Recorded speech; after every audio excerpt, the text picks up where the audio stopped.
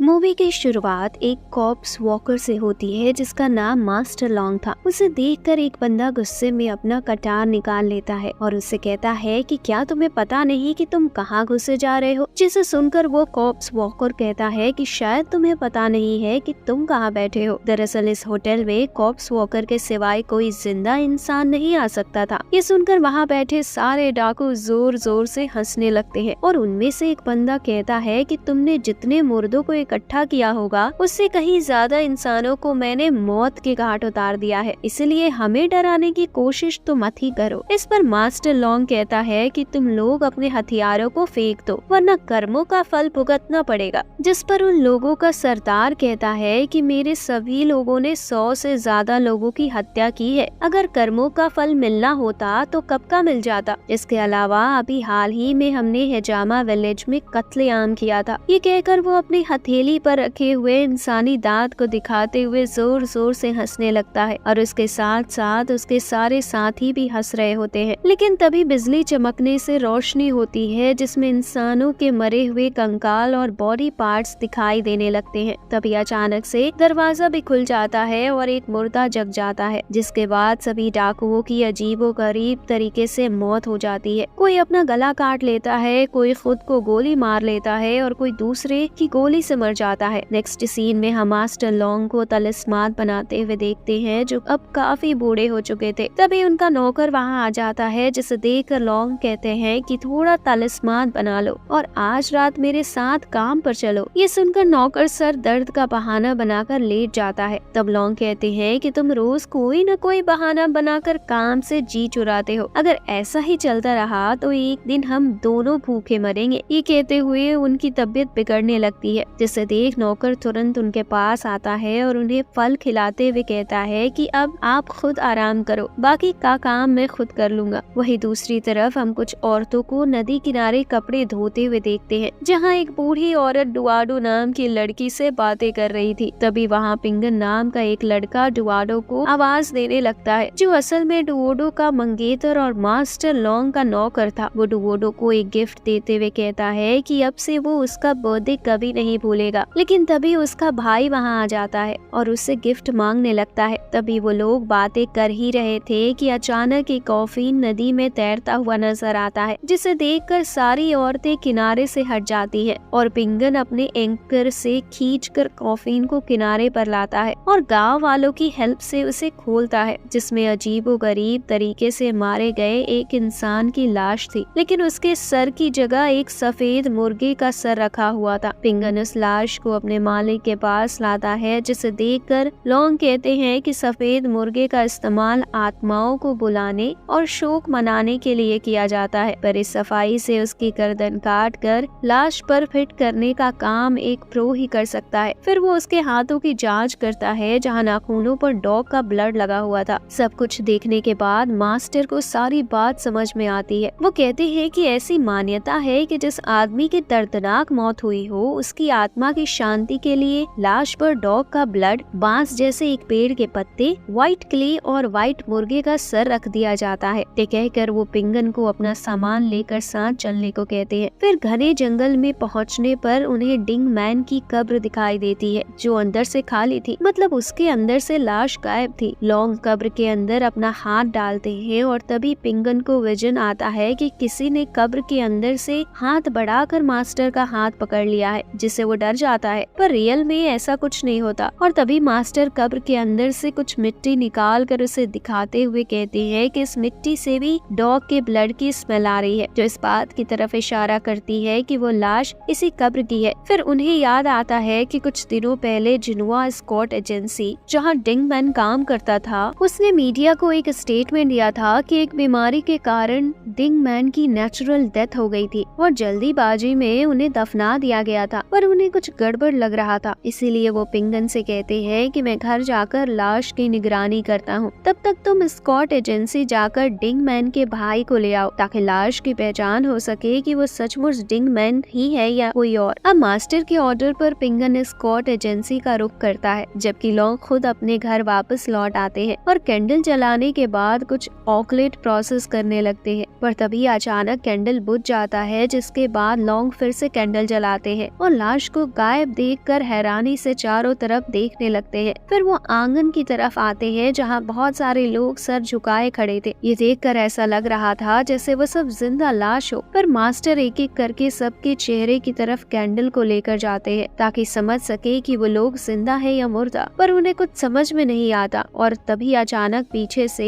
एक लाश हंसती हुई उन पर अटैक कर देती है। नेक्स्ट सीन में हम पिंगन को डिंगमैन के भाई के साथ आता हुआ देखते हैं और तभी डुआडो की चीख सुनाई देती है, जिसे सुनकर वो दौड़ आता है और आंगन का सीन देखकर हैरान रह जाता है क्योंकि मास्टर जमीन पर मरे पड़े थे और चारों तरफ लाशें खड़ी थी। वो मास्टर की बॉडी को पकड़कर रोने लगते हैं। इस बीच डिंगमैन का भाई उसकी लाश पहचानने के लिए कमरे के अंदर जाता है, पर उसे लाश ही कहीं दिखाई नहीं देती। लेकिन इतने में पुलिस भी वहाँ पहुँच जाती है, जिसे देखकर पिंगन को बहुत गुस्सा आता है और वो उनसे कहता है कि मैंने तो तुम लोगों को दोपहर में ही खबर कर दिया था और अगर थोड़ी देर पहले आते तो शायद मेरा मास्टर जिंदा होता। जिस पर पुलिस ऑफिसर जवाब देता है कि अगर तुम उस कॉफिन को नदी से नहीं निकालते तो ये सारा बखेड़ा ही नहीं होता। तभी वहाँ एक आदमी आकर उन्हें बताता है कि उसका नाम चेन जिंग है और वो इस मामले की छानबीन के लिए डिटेक्टिव अपॉइंट किया गया है। ये कहकर वो वहाँ खड़ी लाशों का मुआयना करता है। फिर ऑफिसर से पूछता है कि क्या इस गांव में कोई मास ग्रेव है, अगर है तो जाकर पता लगाओ और इन लाशों को यहाँ से हटाने के लिए किसी को भेज दो। ये सुनकर ऑफिसर वहाँ से चला जाता है। तब चेन मास्टर के पैर पर बने एक सिंबल को दिखाते हुए पिंगन से पूछता है क्या वो इसके बारे में कुछ जानता है, जिस पर पिंगन कहता है कि यह कॉप्स वॉकर का सिंबल नहीं है, ना ही इस एरिया में कोई ऐसा तलिस्मान यूज करता है। नेक्स्ट सीन में पुलिस हेड कमांडर चेन से कहता है कि डिंगमैन की लाश गायब होने और मास्टर लॉन्ग के मरने के पीछे जिंगहुआ स्कॉट एजेंसी का हाथ है, इसीलिए मैंने स्कॉट एजेंसी को सीज कर दिया है और ये केस यही क्लोज हो जाता है। लेकिन डिटेक्टिव चेन उसके बात से सहमत नहीं था। वो कहता है कि मुझे मामला कुछ और नजर आता है, इसीलिए केस क्लोज नहीं कर सकते। लेकिन बहुत जल्दी कमांडर का प्रमोशन होने वाला था और वो कोई रिस्क लेना नहीं चाहता था, इसलिए कहता है कि भले तुम डिटेक्टिव हो लेकिन तुम्हारा बॉस होने के नाते मैं तुम्हें केस क्लोज करने का ऑर्डर देता हूँ। ये कहकर वो वहाँ से चला जाता है। नेक्स्ट सीन में हम पिंगन को देखते हैं जो अपनी ड्यूटी पूरी करने के बाद चुपके से मास्टर के घर की तरफ बढ़ता है और तभी पीछे से डिटेक्टिव चेन भी आ जाता है। दरअसल वो दोनों ही मास्टर की उस मिस्टीरियस मौत के बारे में छानबीन करना चाहते थे, इसीलिए अब एक दूसरे का साथ देने को तैयार हो गए थे। चेन सावधानी से दरवाजे पर लगे पुलिस के सील को हटाता है और दोनों अंदर दाखिल होते हैं। अभी वो लोग इधर उधर खोजबीन कर ही रहे थे, तभी अचानक बाहर से आहट सुनाई देती है और दोनों छुप जाते हैं। उधर जिस कमरे में बिना सिर वाली लाश रखी गई थी वहाँ एक मास्क वाला बंदा आता है और एक गोल घेरे के अंदर रखे हुए सारे कैंडल्स को जला देता है। तभी अचानक उसकी नजर दरवाजे पर पड़ती है जहाँ से सील गायब थी और जमीन पर जूतों के निशान भी बने हुए थे। उसे कुछ शक हो जाता है और वो दबे पांव अंदर की तरफ आने लगता है जहाँ चेन और पिंगन छुपे हुए थे। दोनों सांस से रोक के उसके अंदर आने का इंतजार कर रहे थे, लेकिन वो बंदा बहुत चालाक था और उनकी मौजूदगी महसूस करते ही वहाँ से भागने लगता है। ये देखकर वो दोनों भी उसके पीछे भागने लगते हैं। चेन उस पर गोली भी चलाता है लेकिन फिर भी वो भागने में कामयाब हो जाता है। फिर दोनों अंदर जाकर देखते हैं जहाँ उस बंदे का लाया हुआ छोटा सा पुतला और एक बॉक्स दिखाई देता है। ये देखकर ऐसा लगता था जैसे वो वहाँ कोई तंत्र मंत्र करने आया था, लेकिन वो लोग उसे पकड़ नहीं पाए थे। इस बात से नाराज होकर पिंगन डिटेक्टिव चेन के साथ काम करने से इनकार कर देता है। तब चेन उससे कहता है कि अगर वो उसका साथ देगा तो वो मास्टर के असली कातिल को खोज के रहेगा। नेक्स्ट सीन में चेन पुलिस हेडक्वार्टर आता है जहाँ सारे पुलिस वाले गेम खेलने में बिजी होते हैं। उसे देखकर वो लोग उसे भी खेलने को इनवाइट करते हैं, लेकिन वो ऑफिसर से कुछ सिपाही उसके साथ भेजने को कहता है, जिस पर ऑफिसर ऐसा करने से मना कर देता है। तब वो ऑफिसर को गन पॉइंट पर ले लेता है और अपनी जान बचाने के लिए ऑफिसर उसके साथ सिपाहियों को भेजने पर एग्री हो जाता है। वहीं दूसरी तरफ पिंगन वोंग हांग नाम के उसे बंदे को पकड़ लेता है जो उस रात उनके हाथों से बच निकला था। वो दोनों उससे पूछताछ करते हैं। तब वो बताता है कि मास्टर को डिंगमैन की एविल घोस्ट ने मारा था। इस पर चेन कहता है कि अगर तुमने मास्टर को नहीं मारा तो उस रात भागे क्यों थे, जिस पर वो कहता है कि मुझे लगा डिंगमैन आ गया है इसलिए मैं भागा। और फिर ये कहते हुए वो हंसने लगता है, लेकिन तभी उसकी गर्दन टेढ़ी हो जाती है। वो अपने सिर को इंजर्ड कर लेता है और उसे दौरे पड़ने लगती है जैसे किसी एविल पावर ने उसे पॉसेस कर लिया हो। ये देखकर वहाँ मौजूद पुलिस वाले तुरंत तांत्रिक को बुला लेते हैं जो झाड़ फूंक और हर तरह की तांत्रिक टेक्निक का करने के बाद उसे आग से जला देते हैं। फिर जब पिंगन उसकी जली हुई लाश के मुंह में हाथ डालता है तो एक लंबा सा कपड़ा उसके मुंह से निकालता है जिसमें कुछ मंत्र लिखा हुआ था। नेक्स्ट सीन में चेन एक न्यूज़पेपर एजेंसी में एक खबर छपवा देता है कि मास्टर लॉन्ग के कातिल का पता चल गया है और वो बहुत जल्द सबके सामने इसका खुलासा करने वाले हैं। चेन को विश्वास था कि इस खबर को कातिल घबरा कर कोई ऐसी गलती कर बैठेगा जिससे उसे पकड़ना आसान हो जाएगा, पर जब कमांडर को इसकी खबर लगती है तो वो बहुत नाराज होता है और कहता है कि मेरे मना करने के बावजूद भी तुम अपनी जिद पर अड़े रहे। मैं तुम्हें 3 दिन का समय देता हूँ, अगर इसके अंदर तुम इस केस को सॉल्व नहीं कर पाए तो इसे हमेशा के लिए बंद कर दिया जाएगा। अगले सीन में चेन और पिंगन फिर से लॉयल्टी हॉल में जाते हैं जहां वो ऑफिसर को अय्याशी करते रंगे हाथ पकड़ लेते हैं। तब वो उनसे जान की भीख मांगते हुए कहता है कि उस मर्डर केस का लॉयल्टी हॉल से कुछ लेना देना नहीं है, अगर उन्हें कुछ सुराग मिल सकता है तो वो सिर्फ ताइपीन सोसाइटी में मिल सकता है। घर लौटकर चेन पिंगन से कहता है कि तुम्हारे मास्टर की मौत इस टाइपिंग सोसाइटी से जरूर जुड़ा हुआ है। तब पिंगन उसे बताता है कि वो टाइपिंग सोसाइटी के प्रीस्ट को जानता है। ऐसी अफवाह है कि आज से 25 साल पहले जब मेरे मास्टर घनशी होटल में ठहरे थे तब उस प्रीस्ट की डेड बॉडी जिंदा हो गई थी और मेरे मास्टर ने ये सब अपनी आंखों से देखा था। नेक्स्ट सीन में पिंगन अपने मास्टर के सारे बुक्स और डायरीज निकाल कर एक एक चीज की छानबीन करता है और सारे मंत्र पढ़ता है। वही चेन डुओडो से टाइपिंग सोसाइटी के बारे में पूछताछ करता है जो उसे बताती है कि टाइपिंग सोसाइटी का हेड प्रिस्ट होता है जिसके नीचे 2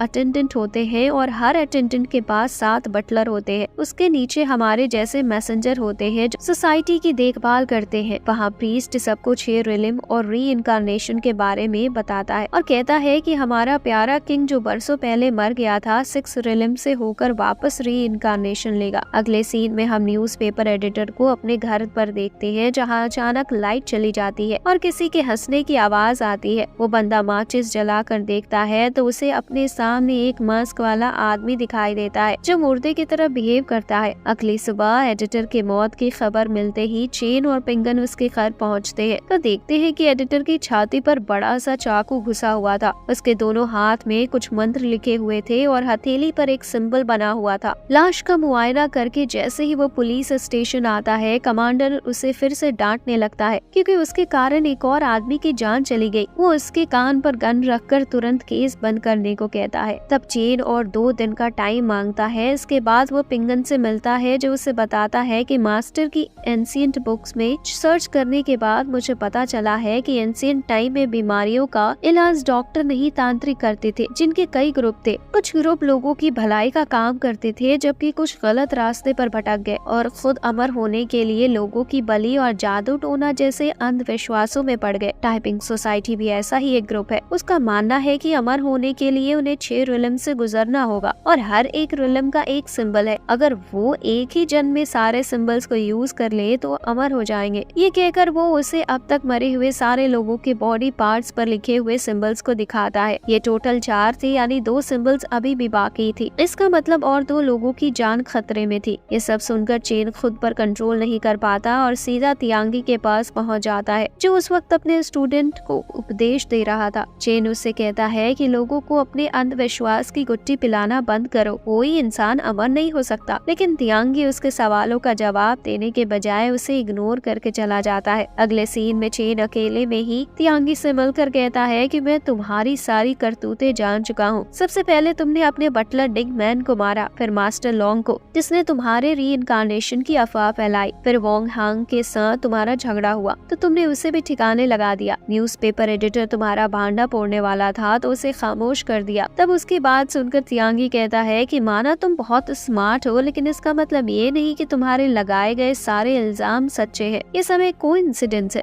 और मेरा इन सब मर्डर से कुछ लेना देना नहीं है। तभी पिंगन दौड़ता हुआ वहाँ आता है और चेन से कहता है कि मुझे पता चल चुका है कि इसका अगला टारगेट मजिस्ट्रेट है। ये कहकर वो दोनों उसे बचाने के लिए भागते हैं जहाँ मजिस्ट्रेट एक ड्रामा हॉल का उद्घाटन करते हुए भाषण दे रहा था। तभी बांस का हैवी स्ट्रक्चर टूटकर उसके सर पर गिरता है लेकिन पिंगन सही समय पर पहुंचकर उसे बचा लेता है। इसके बाद तियांगी को गिरफ्तार कर लिया जाता है जिसके विरोध में उसके चेले चपाटे नारे लगाने लगते हैं। उधर चीफ के मरने की खबर मिलती है और तब पिंगन को रियलाइज होता है कि उसे सिंबल समझने में चूक हो गई। अगला टारगेट मजिस्ट्रेट नहीं बल्कि चीफ था। उधर तियांगी के लोग थाने की तरफ जुलूस लेकर जा रहे होते हैं और डुओडो का भाई डोगुआ फ्लावर कलेक्ट करने के लिए बीच में घुस जाता है, जिसे एवल समझकर सब लोग मारने पीटने लगते हैं। लेकिन जब तक डुओडो को पता चलता वो काफी इंजर्ड हो चुका होता है। नेक्स्ट सीन में जेल के अंदर ब्लास्ट होता है और जब त्यागी अंदर से सही सलामत निकलता है तो लोग उसे अमर समझकर जय जयकार करने लगते हैं। लेकिन तभी इसी अफरा तफरी में पिंगन के हाथ वो अपॉइंटमेंट लेटर लगता है जो रियल डिटेक्टिव चेन का था। इसे देखकर पिंगन हैरान रह जाता है। तब चेन उसे बताता है कि मैं डिटेक्टिव नहीं हूँ, लेकिन मैं सेना का एक कमांडर हूँ। मुझे खबर लगी थी कि काउंटी में कोई गोला बारूद इकट्ठे कर रहा है जिसका इंटेंशन गलत है। जल्द ही यहाँ गवर्नर आने वाले हैं, इसलिए मैं उनसे पहले यहाँ आ गया था ताकि सारे मामले की तह तक जाकर दोषियों को पकड़ सकूं। और यहाँ आने के बाद मुझे इन सारे मर्डर के बारे में मालूम हुआ। ये सुनकर पिंगन उससे पूछता है कि वो बारूद कौन जमा कर रहा है। तब वो बताता है कि तियांगी यह काम कर रहा है क्योंकि सारे लोग उसकी बातों पर आंख मूंद कर विश्वास करते हैं, इसीलिए कोई नहीं मानेगा। हमें छुपकर उसे बेनकाब करना होगा। तभी अचानक डुओडो तियांगी और उसके लोगों को लेकर वहाँ पहुँच जाती है। पिंगन उसके धोखे से हैरान हो जाता है। तब वो कहती है कि तुम्हारे और चेन की वजह से मेरा भाई डोगुआ मर गया, अब प्रीस्ट तियांगी ही उसे जिंदा कर सकते हैं। ये सुनकर पिंगन को विश्वास नहीं होता कि डोगुआ मर चुका है। नेक्स्ट सीन में टाइपिंग सोसाइटी के अंदर पिंगन को रस्सियों से बंधा हुआ दिखाया जाता है, जहाँ तियांगी डुओडो को गन थमाकर पिंगन को शूट करने का ऑर्डर देता है। डुओडो वैसा ही करती है और उसके मरने के बाद उसे कब्र में दफना भी देती है। उधर अलग कमरे में कैद चेन को उसके पुराने साथी आकर छुड़ा लेते हैं और इसी बीच त्यागी एक धमाके के साथ किंग के लौटने की अनाउंसमेंट करता है, जिसने अमर रहने के लिए उसकी बॉडी को चुना था। उसके सारे भक्त उसकी जय जयकार करते हुए जुलूस ले जाने लगते हैं। तभी सामने से चेन और पिंगन बिन बुलाए मेहमान की तरह टपक जाते हैं। पिंगन को जिंदा देखकर सबके साथ त्यागी को भी हैरानी होती है। तब पिंगन उसे बताता है कि तुम अकेले ही अमर नहीं हुए हो बॉस, मैं भी अमर हो गया हूँ और नर्क का चक्कर लगा कर आ रहा हूँ। इसके बाद वो उसे बताता है कि किस तरह उसने डुओडो के साथ मिलकर अपनी मौत का ड्रामा रचा था और त्यागी उसके जाल में फंस गया। फिर वो त्यागी की सारी करतूतें लोगों को बताने लगता है कि कैसे उसने डिंगमैन, उसके मास्टर और बाकी लोगों को मारा ताकि 25 साल पहले अपनी मौत का ड्रामे को सच साबित कर सके, ताकि लोग जीवन भर उसे भगवान मानकर उसकी हर बात पर यकीन कर सके। ये सब सुनकर लोग खामोश हो जाते हैं और अपनी पोल खुलती देखकर तियांगी अपने सैनिकों से उन लोगों पर अटैक करने को कहता है, जिसके बाद दोनों तरफ से जमकर फाइट शुरू हो जाती है और काफी देर बाद फाइनली पिंगर और चेन सबको ढेर करके तियांगी की खबर लेने जाते हैं, जो अपनी जान बचाकर भागने वाला होता है। पर पिंगन उसे शूट कर देता है, जिससे वो घायल होकर गिर जाता है और उन्हें बारूद से उड़ाने की कोशिश करता है। तब पिंगन कहता है कि तुम्हारी कोशिश बेकार है क्योंकि मास्टर चेन और उसके साथियों ने बारूद पहले ही हटा दिए हैं। जिसके बाद आखिरकार तियांगी सरेंडर कर देता है। अब लास्ट सीन में डुगुआ भी ठीक हो चुका था और अब गवर्नर के आने से पहले चेन वहाँ से निकलने वाला था। जाते जाते वो पिंगन को केस सॉल्व करने में हेल्प करने के लिए थैंक्स कहता है और मूवी यहीं पर खत्म हो जाती है। तो एक्सप्लेनेशन अच्छी लगी हो तो वीडियो को लाइक कर देना और अब तक की नेक्स्ट वाली वीडियो भी जरूर देख लेना।